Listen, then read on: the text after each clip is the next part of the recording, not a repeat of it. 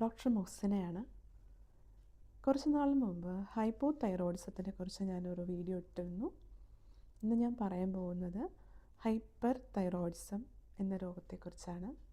Hyper thyroidism എന്നാൽ thyroid ഗ്രന്ഥിയുടെ പ്രവൃത്തി കൂടിയിട്ട് നമ്മുടെ ശരീരത്തിൽ T3, T4 ഹോർമോണിൻ്റെ ലെവൽ കൂടുകയും TSHൻ്റെ അളവ് കുറയുകയും ചെയ്യുന്നത്.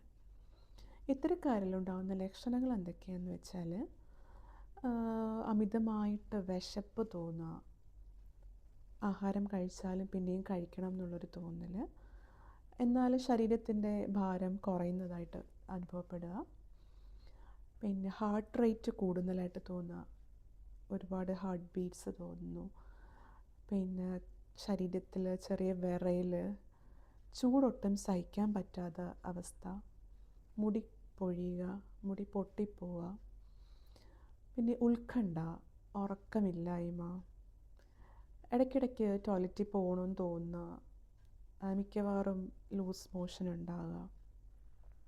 അപ്പോൾ ഇത്തരം ലക്ഷണങ്ങളൊക്കെ ഉണ്ടെങ്കിൽ തൈറോയ്ഡ് ഫങ്ഷൻ ടെസ്റ്റ് ഒന്ന് ചെയ്ത് നോക്കുന്നത് നല്ലതാണ്.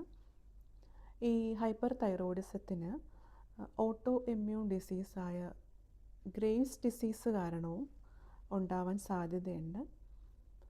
ഈ ഗ്രേവ്സ് ഡിസീസ് ഉള്ളവരിൽ അവരുടെ കണ്ണുകൾ കുറച്ച് തെള്ളിയിരിക്കുന്നതായിട്ട്, പുറത്തോട്ടിങ്ങനെ ഉന്തിയിരിക്കുന്നതായിട്ട് കാണപ്പെടാറുണ്ട്. ഹോമിയോപ്പതിയിൽ ഹൈപ്പർ തൈറോയിഡിസത്തിന് വളരെ എഫക്റ്റീവായിട്ടുള്ള മെഡിസിൻസ് അവൈലബിൾ ആണ്.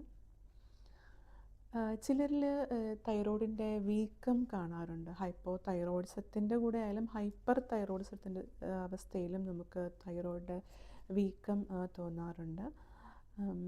അത്തരക്കാരിൽ ഒരു FNAC ബയോപ്സി ടെസ്റ്റ് ചെയ്യുന്നത് നല്ലതായിരിക്കും.